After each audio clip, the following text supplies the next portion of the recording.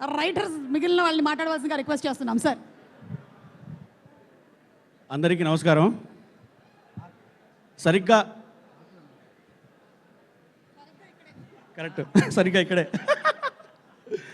సరిగ్గా సంవత్సరం క్రితం ఇదే మే నెలలో ఈ సినిమా రీమేక్ చేయమని విజయ్కి ఆఫర్ వచ్చింది. సో విజయ్తో పాటు మేమందరం కూడా, మా టీం అందరం కూడా సినిమా చూసాము.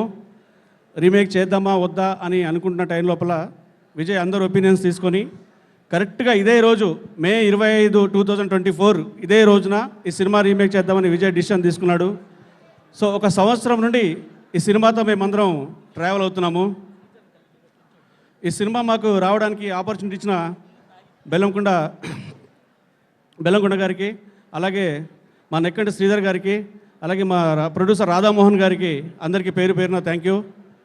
డైరెక్టర్ విజయ్ నేను 2006 నుంచి ట్రావెల్ అవుతున్నాం. తను డైరెక్షన్ డిపార్ట్మెంట్లో, నేను రైటింగ్ డిపార్ట్మెంట్లో.